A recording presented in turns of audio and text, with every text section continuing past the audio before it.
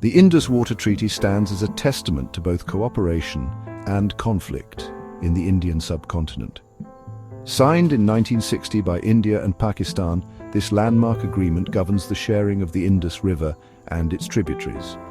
The treaty allocated the eastern rivers, the Sutlej, Beas and Ravi, to India. Pakistan in turn received control over the western rivers, the Indus, Jhelum and Chenab.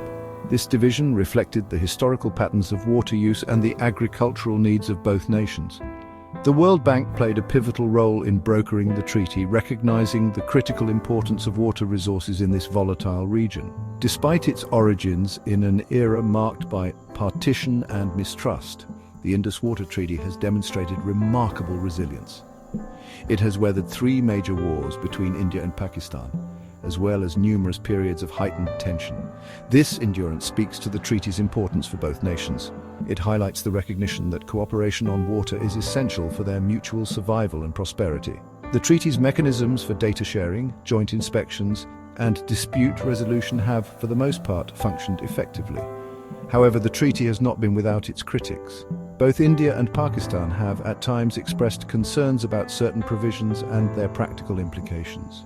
India has argued that the treaty places unfair restrictions on its ability to fully utilize the waters of the eastern rivers for its development needs.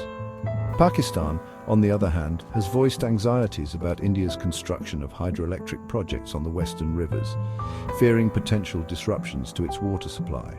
These underlying tensions, often simmering beneath the surface, came to a head in April 2025. India's decision to suspend the treaty marked a significant escalation in the long-standing water disputes between the two countries. The events of April 2025 marked a watershed moment in the history of the Indus Water Treaty. Following a deadly attack in India-administered Kashmir, which India attributed to Pakistan-based militants, tensions between the two nuclear-armed neighbors escalated rapidly. As part of a series of retaliatory measures, India announced its decision to suspend the Indus Water Treaty.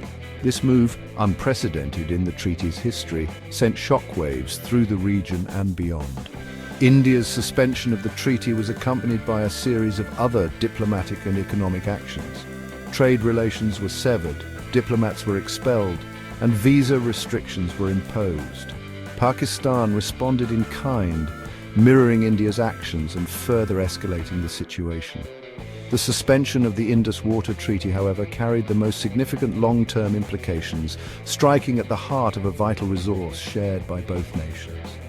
The immediate practical implications of the suspension were not as dire as initially feared. The Indus River system is vast and complex, and a sudden cessation of water flow was not logistically feasible. However, India's decision to withhold critical data on water flows, flood forecasts and dam operations posed a significant threat to Pakistan's agricultural sector. Pakistani farmers, heavily reliant on the predictable flow of the Indus and its tributaries, faced uncertainty and fear for their livelihoods. Pakistan condemned India's actions as a violation of international law and a breach of the Indus Water Treaty. It accused India of using water as a weapon and vowed to challenge the suspension through all available legal avenues. Pakistan announced its intention to approach international bodies, including the World Bank, the Permanent Court of Arbitration, and the International Court of Justice, to seek redress. The situation presented a complex legal and diplomatic challenge, with potentially far-reaching consequences for regional stability. India's decision to suspend the Indus Water Treaty was a calculated gamble, driven by a complex interplay of strategic considerations. While the immediate trigger was the attack in Kashmir, the move also reflected India's long-standing frustrations with the treaty and its desire to leverage its control over the Indus waters to achieve broader geopolitical objectives. One of India's primary motivations was its growing need for water and energy resources to fuel its rapidly expanding economy and burgeoning population.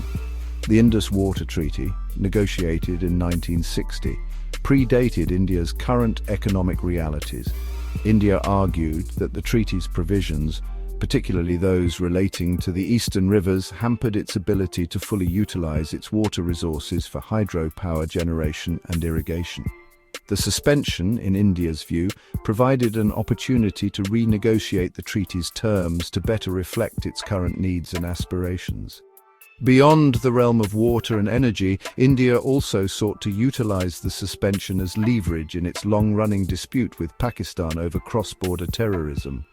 By demonstrating its willingness to take bold action on a matter of vital importance to Pakistan, India aimed to pressure Islamabad to crack down on militant groups operating from its soil. The move was also intended to signal to the international community India's resolve in combating terrorism and its frustration with what it perceived as Pakistan's inaction. However, India's high-stakes gamble was not without risks. The suspension of the Indus Water Treaty carried the potential to escalate tensions with Pakistan to dangerous levels. It also risked alienating international opinion and jeopardizing India's reputation as a responsible regional power. The move was met with concern by the international community, which urged both sides to exercise restraint and engage in dialogue. The suspension of the Indus Water Treaty in April 2025 sent shockwaves through the international community, raising concerns about the potential for a full-blown water crisis in South Asia. The international community recognized the vital importance of the treaty for regional stability and the livelihoods of millions of people in both India and Pakistan. The World Bank, which played a pivotal role in brokering the treaty in 1960, found itself thrust back into the role of mediator. The bank urged both India and Pakistan to exercise restraint, adhere to the treaty's provisions, and seek a peaceful resolution to their differences. The United Nations and other international organizations echoed these calls for dialogue and diplomacy. The international community also recognized the need to address the underlying issues that led to the suspension of the treaty. Climate change, population growth, and increasing demands for water and energy resources have placed immense pressure on the Indus River system.